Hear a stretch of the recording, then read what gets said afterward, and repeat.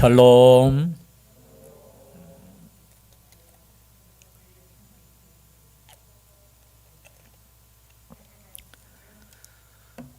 히브리서 이제 10장, 이제 몇 장은 남았죠? 11장, 12장, 13장. 친구 목사들에게 묻습니다. 야, 히브리서 설교해 봤느냐고. 해봤지. 어려워. 물론 우리가 어려운 것이 아니라 이것을 쉽게 설명함에도 불구하고 성도들의 그 이해와, 그래서 야, 참 힘들더라 이런 말씀을 들었습니다. 그럼에도 불구하고 언젠가는 우리가 한 번을 봐야 되잖아요.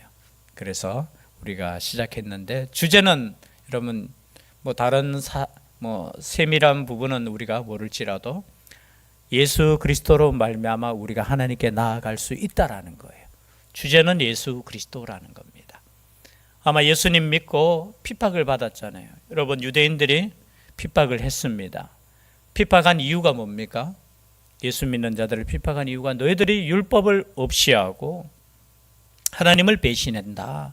왜 과거로부터 온, 그리고 구약 성경에 대해서 그것을 왜 지키지 않느냐라는 것 때문에 이단으로 정죄받고 그저 핍박을 당했죠.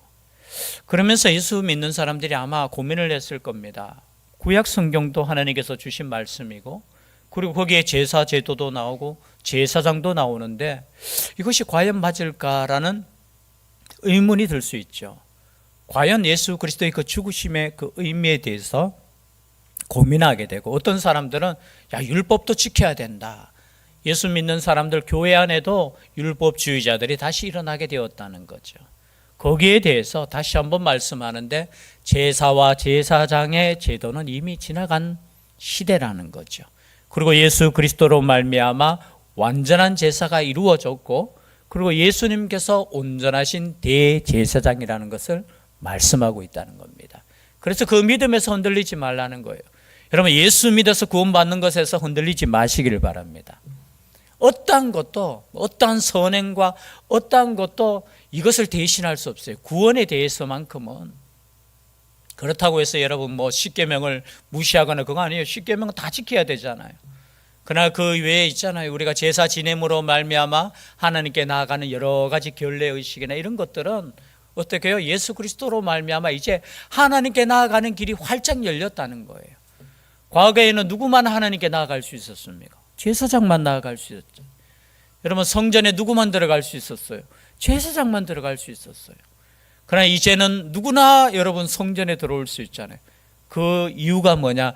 예수 그리스도의 피로 우리의 모든 죄가 깨끗하게 씻음받음을 받았다는 거예요. 그래서 여러분 담대하게 하나님께 나아가라는 것을 히브리서에 말씀하고 있는 주제라는 겁니다. 그 주제에 이제 연속되는 말씀이에요. 앞에 말씀도 동일한 말씀이죠. 10장 1절부터 나오는 말씀이 뭐냐? 율법은 장차 올 좋은 일의 그림자일 뿐이요 참 형상이 아니므로 해마다 늘 드리는 같은 제사로는 나오는 자들을 언제나 온전하게 할 수 없느니라. 여러분, 우리가 제사 지낸다고 해서, 과거에 짐승 가지고 와서 제사 지낸다고 해서 우리의 죄가 깨끗하게 씻어졌는 게 아니라는 거예요. 그 제사를 통해서 뭐냐? 3절에 보니까 그러나 이 제사들에는 해마다 죄를 기억하게 하는 것이 있나니. 여러분, 제사 지내면서 나의 죄를 기억한다는 거예요. 내가 얼마나 큰 죄인이라는 것을 깨닫는다는 거죠. 똑같은 말씀이 11절에도 나옵니다. 10장 11절 보니까 제사장마다 매일 서서 섬기며 자주 같은 제사를 드리되 이 제사는 언제나 죄를 없게 하지 못하거니와. 제사로는 그저 우리의 죄를 생각나게 하는 것이지 이 죄를 깨끗하게 할 수 없었다는 거예요. 그러나 오직 12절이죠. 오직 그리스도는 죄를 위하여 한 영원한 제사를 드리시고 하나님의 우편에 앉으사라는 거예요. 여러분, 예수 그리스도가 십자가에 죽으신 이유가 여기 있는 거예요. 가끔 예수님께서 왜 십자가에 죽으셨지? 하나님의 아들이신 그분께서 그냥 우리를 구원하시면 되지. 여러분, 이 십자가의 의미가 뭐냐? 우리를 대신해서 죽은 그 짐승, 그것을 기억하면서 온전한 제사를 드렸다는 거예요. 그것도 단번에 단 한 번으로 우리의 죄를 어떻게 해요? 사하셨다는 거죠. 16절 뒷부분입니다. 17절 또 그들의 죄와 그들의 불법을 내가 다시 기억하지 아니하리라 하셨으니 이것들을 사하셨은즉 다시 죄를 위하여 제사 드릴 것이 없느니라. 그래서 우리는 이제 제사를 드리지 않는 거예요. 여러분 혹시 가끔 가다가 우리 예배를 제사라는 표현을 쓰잖아요. 영적인 의미에서는 맞지만 우리는 예배 드리는 거예요. 예배 드리는 거. 구약의 제사가 아니에요. 여러분 구약의 제사를 드리려면은 짐승을 끌고 와서 우리 죄를 대신해서 죽여서 그죠? 그 피를 의지해서 하나님께 나아가야 되는데 우리는 이제 어떤 피를 의지해서 하나님께 나아갑니까? 예수 그리스도의 피. 19절입니다. 다 같이 다시 한번 읽어볼까요? 19절 시작. 그러므로 형제들아 우리가 예수의 피를 힘입어 성소에 들어갈 담력을 얻었나니. 담력이란 단어 뜻은 무슨 뜻이냐? 확신, 신뢰. 여러분 이 시간에 우리가 예배 드릴 수 있는 것은 누구의 피입니까? 예수 그리스도의 피를 의지해서.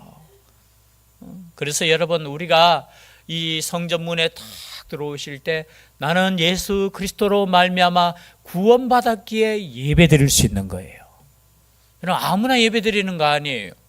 만약 구약 시대에 내 죄가 속죄함 받지 않고 짐승의 피가 없이 만약에 성전에 들어가면은 죽어요. 아론의 두 아들이 제사 드리다가도 죽었어요. 다른 불을 하나님께서 명령하신 불을 하나님께 드려야 되는데 불은 다 똑같지 하면서 자기 마음대로 드리다가 즉사했어요. 즉사. 그만큼 하나님께 나아가는 것은 죄가 없어야 돼요. 죄 있는 인간이 하나님께 나아가서 하나님을 만나면 죽음이라는 거예요. 죽음.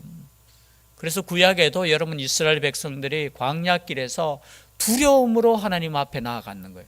오죽했으면 모세 당신이 나아가서 하나님께 말씀을 듣고 우리에게 대신 전해 주십시오. 이렇게 말했어요. 우린 가끔 그렇잖아요. 하나님 한번 봤으면 좋겠다. 우리 아이들 중에는 겁없는 아이들이 있잖아요. 보면 죽어요. 믿음 없이 보면 죽어요. 그런데 오늘날 우리는 예수 그리스도를 피를 힘입는다는 것은 뭡니까? 그 피를 믿는다는 거예요. 그 믿음으로 우리가 성소에 들어갈 확신을 얻었다는 겁니다. 그래서 여러분 우리가 주님께 나오는 길이 여러분 기쁜 길이 될 줄 믿습니다. 두렵지 않잖아요. 여러분 혹시 교회 오시면서 내가 잘못 혹시 가다가 하나님 앞에 벌 받는 거 아니야? 여러분 절대 그런 생각 가지지 마세요. 우리는 구원받은 백성이고 하나님의 백성이기에 담대하게 나아가는 거예요. 담대하게. 참 우리 자녀들 보면은 얼마나 믿음이 대단합니까? 그렇지 않아요? 뭐 그렇게 잘났다고. 그죠? 부모 앞에서 담대하잖아요. 해달라 하는 거 다 해달라 하고 짜증 부릴 거 다 짜증 부리고 마찬가지예요. 우리 하나님께 여러분 그 아이들이 부모에 대한 믿음이 있기 때문에 그런 거예요. 믿음이. 마찬가지입니다. 우리가 하나님께 나아갈 때는 이 믿음 가지고 나아가는 거예요. 20절에 그 길은 우리를 위하여 휘장 가운데 열어놓으신 새로운 살 길이요 휘장은 곧 그의 육체니라. 여기서 말하는 휘장은 뭐죠? 여러 가지로 의미로 하면은 성전에 가려진 휘장이 3개가 있어요. 이제 성전으로 들어올 때 그죠? 휘장이 이렇게 가려져 있어요. 그것을 이제 들어옵니다. 들어오면은 거기에 성전 마당이잖아요. 거기 보면은 번제단이 있고 물두멍도 있고요. 그리고 이제 성소로 들어오는 그쪽에 보면 또 휘장이 또 있어요.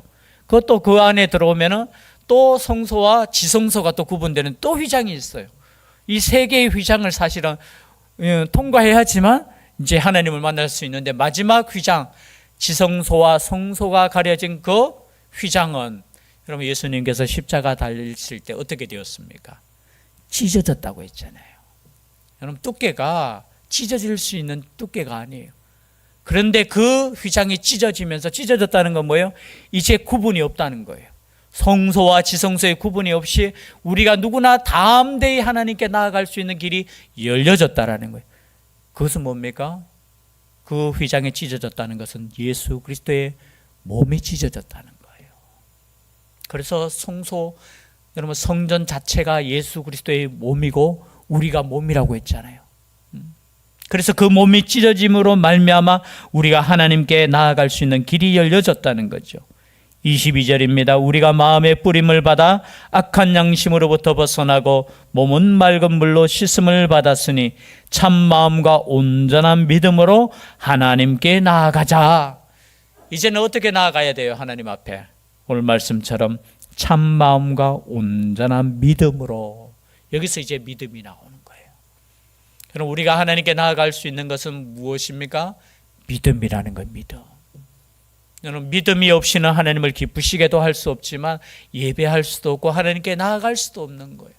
그래서 우리가 이제는 하나님께 나아갈 때 짐승을 끌고 와서 제사 드림으로 나아가는 것이 아니라 믿음으로 나아가는 거예요. 예수 그리스도께서 나를 위해서 죽으셨고 나를 사랑하시고 하나님께서 우리의 아버지 되심을 믿고 나아가는 거예요. 여러분, 믿음이 있는 사람이 담대한 거잖아요. 그죠? 믿음이 있는 사람. 그래서 오늘 이 말씀처럼 참 마음과 온전한 믿음으로 하나님께 나아갈 수 있는 우리가 될 수 있기를 바랍니다. 이 믿음으로 나아가는 거. 그리고 또 약속하신 이는 미쁘시니 우리가 믿는 도리의 소망을 움직이지 말며 굳게 잡고. 여기 약속하신 이가 누구십니까? 하나님이시죠. 이 미쁘시다는 말은 우리가 다 알다시피 믿을 만하다라는 거예요. 믿을 만하다. 우리가 믿음 하잖아요. 우리 하나님은 믿을 수 있는 분이셔요. 그 하나님을 믿고 우리가 믿는 도리의 소망을 움직이지 말며 굳게 잡아라는 거예요. 여러분, 처음 믿을 때 있는 그 믿음을 굳게 잡을 수 있기를 바랍니다. 앞에도 계속해서 반복되어 말씀하셨어요. 한번 볼까요? 4장 14절 한 절만 보겠습니다. 히브리서 4장 14절. 지금 계속해서 반복되는 말씀이에요. 사실은. 함께 읽겠습니다. 시작. 그러므로 우리에게 큰 대제사장이 계시니 성천하시니 곧 하나님의 아들 예수시라. 우리가 믿는 도리를 굳게 잡을지어다. 여러분, 우리가 믿는 것을 굳게 잡을 수 있기를 바랍니다. 지금 여러분이 말씀을 읽고 설교를 듣고 이 믿음 가운데 있으면 돼요. 그리고 어떻게 하느냐? 24절, 25절 함께 읽겠습니다. 시작. 서로 돌아보아 사랑과 선행을 격려하며 모이기를 피하는 어떤 사람들의 습관과 같이 하지 말고 오직 권하여 그날이 가까움을 볼수록 더욱 그리하자. 서로 돌아보아. 왜냐하면 여러분, 이 당시에는 환난당하고 고난당하고 여러 가지 공격을 받았을 때 낙심할 수 있잖아요. 믿음이 떨어질 수 있는 거예요. 그래서 서로 어떻게 해요? 돌아보아서 사랑과 선행을 서로 격려해야 되는 거예요. 여러분, 예수 믿어서 우리가 구원받았습니다. 이것으로 끝나는 것이 아니죠. 우리가 예배 드림으로 끝나는 것이 아니에요. 우리가 함께 나아갈 수 있도록 사랑하고 선행을 격려하는 거예요. 격려. 서로에게 힘이 되어주는 거예요. 힘이 되어주는 거. 옆에 분을 서로 격려할 수 있기를 바랍니다. 격려 반대는 뭐죠? 격려 반대는 비판하는 거예요. 정죄하는 거예요. 그죠? 격려해 주셔야 돼요. 우리 믿음 가운데 함께 섭시다. 당신 믿음이 왜 그래? 이거는 비판이죠. 그러나 때로는 낙심하고 그저 절망하고 있는 형제들을 위해서 사랑하고 선행을 격려하는 것. 서로 격려할 수 있기를 바랍니다. 교회는 격려하는 곳이에요. 여러분, 가정도 마찬가지예요. 여러분, 가정에서 참 우리 부모가 제일 잘못하기 쉬운 게 뭐냐면 너무 정죄하면 안 돼요. 그 가정은 사랑이 있어야 돼요. 사랑. 물론 사랑 가운데 때는 책망도 해야 되지만 위로하고 격려하고 안아주는 거. 가정에서 위로받지 못하면, 가정에서 인정받지 못하면 그럼 어디에서 인정받을 수 있겠습니까? 우리가 비록 못남에도 불구하고 부족함에도 불구하고 우리 하나님께서 우리를 자녀 삼아 주시고 사랑해 주셨듯이 마찬가지예요. 그죠? 사랑하고 격려하는 거. 그런데 이 사랑과 선행을 격려하기 위해서는 모여야 됩니까? 안 모여야 됩니까? 모여야 되죠. 여러분, 예수 믿는 사람, 난 잘 믿는다고 하면서 혼자 예수 믿는 사람은 그거 잘 못 믿는 거예요. 그렇잖아요? 잘 믿는다는 것은 사랑하는 삶인데, 모르겠어요. 하나님께 예배하는 삶은 될 수 있어도 여러분, 사랑하기 위해서는 만나야 됩니까? 안 만나야 됩니까? 안 만날 수도 있겠죠. 그냥 기도로서 사랑할 수 있고 멀리 있으면. 그러나 여러분, 사랑은 만나야 되고요. 사랑은 그저 실천해야 되잖아요. 그래서 혼자 잘 믿는 사람 없어요. 물론 우리가 기도의 시간을 갖기 위해서 때로는 기도원도 들어가고 때로는 혼자만의 시간을 가질 수 있지만, 우리가 진짜 신앙을 잘 믿기 위해서는 함께 해야 돼요. 함께. 예배도 함께 해야 되는 줄 믿습니다. 여러분, 함께 할 때 힘이 나잖아요. 그렇죠? 그렇지 않습니까? 뭐 혼자도 괜찮아요? 여러분, 이 자리에 우리가 수요 예배를 함께 지키고 예배 드릴 수 있는 것에 저는 감사해요.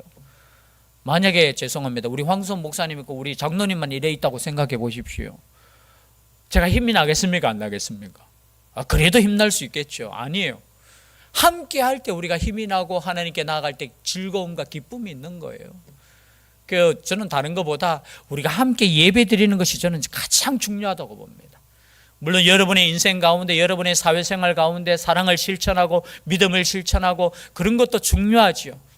그러나 진짜 중요한 것은 우리가 함께 모여 힘을 얻고 함께 모여 하나님께 예배하는 거, 이거 자체만 해도 저는 뭐 죄송한데요, 교회 뭐 다른 일을 안 해도 저는 예배만 드려도 된다고 생각하는 사람이에요. 예배 가운데 하나님을 만나고 이 힘 가지고 가정에서 사랑하고 또 그저 직장에서 사랑하고 헌신하고, 이 그냥 단순한 프로그램이 중요한 게 아니고요, 정말로 사랑하는 그 마음으로 헌신하는 삶, 그것은 우리가 함께 모여서 서로 격려하고 함께 힘이 될 때 가능하다는 거예요. 여러분, 예수 믿는 사람들이 함께 할 때 힘이 나는 거예요. 그렇죠? 그런데 이 당시에 아마 뭐 모이기를 피하는 사람들이 있었는데, 뭐 더 이상 모일 필요 뭐 있느냐고. 우리가 구원받았으면 되었지 또 모여서 뭐 또 다른 특별한 예배 드릴 거 뭐 있느냐고. 아마 여기에 대해서 자세한 부분은 안 나오지만 모이기를 조금 꺼려하는 사람들이 있었던 것 같아요. 모이면 위험할 수도 있고. 그런데 분명하게 말씀하고 있습니다. 모이기를 피하는 어떤 사람들의 습관과 같이 하지 말고 오직 권해야 돼요. 그날이 가까움을 볼수록 더욱 그리하자. 여러분, 주님이 가까울수록 더욱 모이기에 권할 수 있기를 바랍니다. 서로 권해야 돼요. 권하고 계십니까? 함께 하자, 함께. 제가 볼 때 이 시간을, 믿음의 신앙을 이렇게 보면은 함께 할 때 그냥 기뻐요. 옛날에 제가 이렇게 교회 생활하면서 다른 것보다 막 그때 막 청년들이 많고 학생들이 많고 아이들이 많은 것 자체가 은혜였던 것 같아요. 뭐 프로그램 뭐 하고 뭐 성경 공부 철저하게 가르쳐, 그것도 중요하죠. 근데 함께 할 때 하나님께서 그 기뻐하시는 거 있잖아요. 서로에게 힘이 되는. 그런데 아마 시간이 가까울수록 이 함께하고 모이기를 싫어하는 그것이 있는 것 같아요. 오늘날도 마찬가지잖아요. 점점 안 모인다는 이유로 어떻게 해요? 새벽 기도부터 시작해서 뭐 수요 예배, 금요 기도에 주중에 모이는 거는 이제 힘드니까 그건 인간의 핑계. 우리 인생 가운데 바쁘다는 거, 왜 바쁜 거 자세히 한번 생각해 보십시오. 왜 바쁜가? 진짜 바쁜 이유가 뭔가 생각해 보면 여러분, 예배할 수 있는 시간은 구별해 놓을 수 있기를 바랍니다. 뭐 어쩔 수 없이 우리가 때로는 그저 직장 생활에서 그 시스템상 어쩔 수 없는 경우는 할 수 없지만요, 진짜 우리가 하나님께 함께 모여서 예배드리는 이것이 얼마나 소중한 것인가를 좀 생각했으면 좋겠어요. 그리고 이것을 가지고 또 32절에 보니까 26절부터 31절까지는 그렇다면 우리가 예수 그리스도로 말미암아 구원을 받았다, 우리가 죄사함을 받았다, 그러면 어떻게 우리는 영원한 죄까지 우리는 죄사함 받았으니까 그냥 살아도 되느냐? 그렇지 않다는 거예요. 26절에 보니까 경고의 말씀입니다. 우리가 진리를 아는 지식을 받은 후 짐짓 죄를 범한 즉 다시 속죄하는 제사가 없고, 짐짓 죄를, 이 짐짓이라는 단어는 뜻은 뭐냐? 고의적으로 죄를 범한 즉 다시 속죄하는 제사가 없고 오직 무서운 마음으로 심판을 기다리는 것과 대적하는 자를 태울 맹렬한 불만이 있으리라.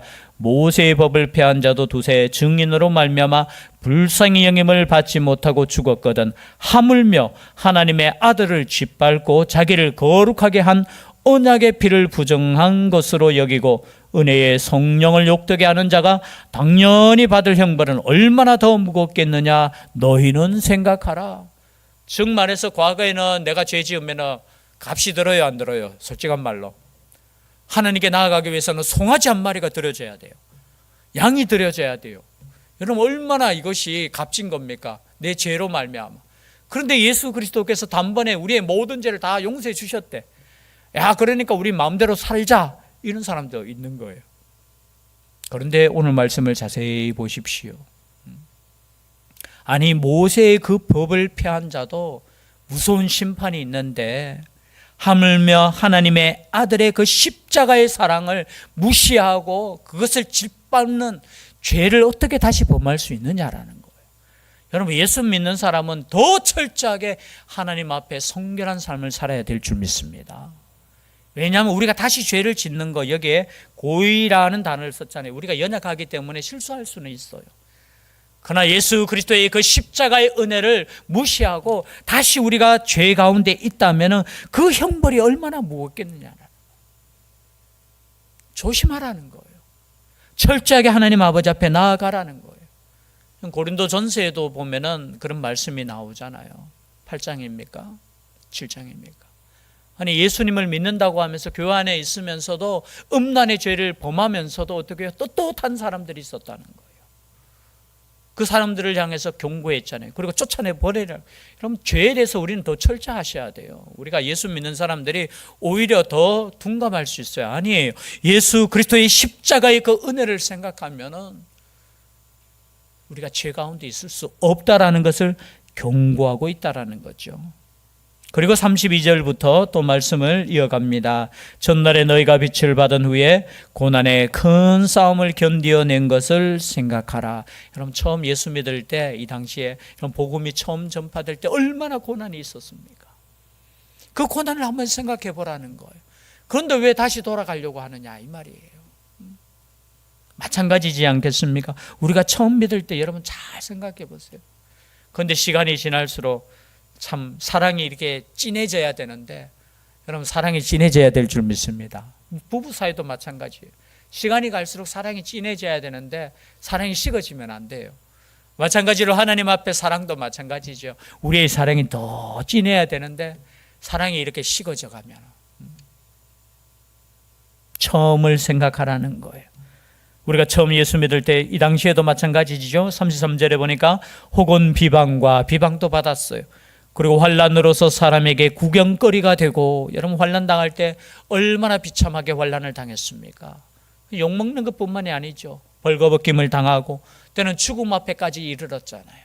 자신만 죽는 것이 아니라 자신의 가족들, 자녀들까지 그 고난 가운데 있었던 것을 한번 생각해 보라는 거죠. 혹은 이런 형편에 있는 자들과 사귀는 자가 되었으니, 참 부끄러운 당시에 어떻게 해요? 정죄당하고 그 부끄러운 자와 함께 있었다라는 것 자체도 얼마나 힘들었겠습니까? 여러분 예수 믿는 사람들은 함께 하셔야 돼요. 저는 항상 생각하는 게 가족은 욕먹더라도 같이 욕먹는 거예요. 아멘이시죠? 아멘. 아무도 안 하네, 그죠? 여러분 욕먹더라도 같이 욕먹는 거예요. 여기 함께 한다는 것은 뭡니까? 야, 저런 사람들과 어울리지 마 했는데 어떻게 해요? 저런 사람들과 어울린다는 것 자체가 믿음이라는 거예요, 당시에. 여러분 예수 믿는 걸 부끄러워하지 마십시오. 당당할 수 있기를 바랍니다. 그리고 그 당당함이 서로 하나가 되면 좋겠어요. 학교에 가서도 예수 믿는 사람들끼리 여러분 하나가 되십시오. 뭐 예수 믿는지 안 믿는지 그거 부끄러워서 말도 못하는 사람이 여러분 예수님을 자랑할 수 있기를 바랍니다. 뭐 욕하든 비판하든 상관없어요. 나를 위해서 십자가 지신 그 예수님을 위해서 여러분 욕먹는 것이 무엇이 부끄럽겠습니까? 그렇죠? 왜 이렇게 했느냐? 34절이죠. 너희가 갇힌 자를 동정하고 너희 소유를 빼앗기는 것도 기쁘게 당한 것은, 여러분 참 소유까지 빼앗기는 그런 상황 속에 있었죠. 기쁘게 당한 것은 더 낫고 영구한 소유가 있는 줄 알미라. 이 땅의 삶이 다가 아닌 것을 우리가 믿기 때문에, 그 소망이 있기 때문에 이 땅의 소유 그것조차도 다 빼앗겨도 어떻게 해요? 기뻐할 수 있었고 믿음을 지킬 수 있었다라는 거예요. 그러므로 너희 담대함을 35절 36절 우리가 함께 읽겠습니다. 시작. 그러므로 너희 담대함을 버리지 말라. 이것이 큰 상을 얻게 하느니라. 너희에게 인내가 필요함은 너희가 하나님의 뜻을 행한 후에 약속하신 것을 받기 위함이라. 여러분, 두 가지, 담대하십시오. 그리고 인내하십시오. 그럼 마지막까지 우리는 예수 그리스도가 다시 오실 때까지 우리는 담대함으로 하나님께 나아가야 되는 거예요. 그런데 그 담대함뿐만이 아니라 여러분, 인내가 필요해요. 인내. 믿음 가운데 가장 중요한 게 뭡니까? 오래 참는 거. 참는 거. 결론의 말씀입니다. 38절 다 같이 읽겠습니다. 시작. 나의 의인은 믿음으로 말미암아 살리라. 또한 뒤로 물러가면 내 마음이 그를 기뻐하지 아니하리라 하셨느니라. 아멘. 여러분, 신약 성경의 주제이죠.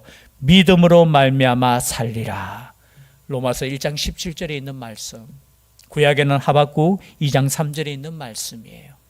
믿음으로 산다. 여러분, 하박국 시간이 되시면 금주에 한번 읽어보십시오. 3장밖에 안 돼요. 뭐냐? 어떻게 하나님을 믿는 우리 백성들이 어떻게 저 이방인들에게 핍박받고 포로로 끌려가고 그렇습니까? 라고 하는 거예요.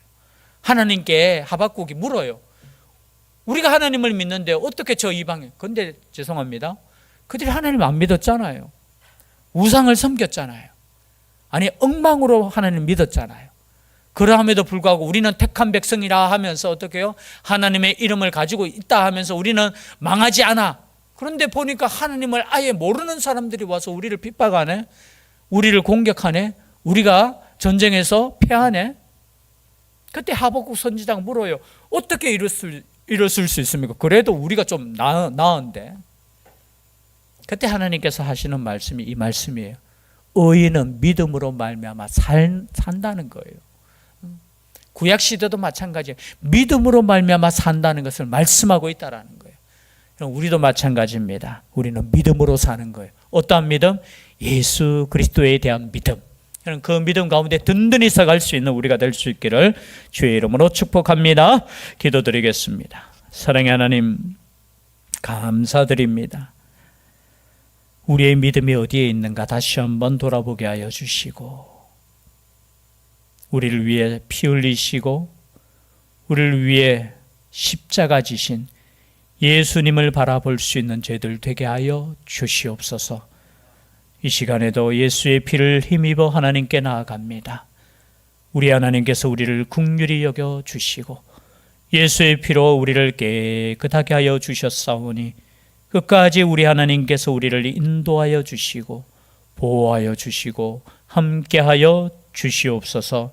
소망을 붙잡고 살아갈 때 하나님 더욱더 큰 믿음 다하여 주시고 특별히 인내함을 허락하여 주시옵소서. 함께하여 주실 줄 믿사오고 예수님 이름으로 기도드리옵나이다. 아멘.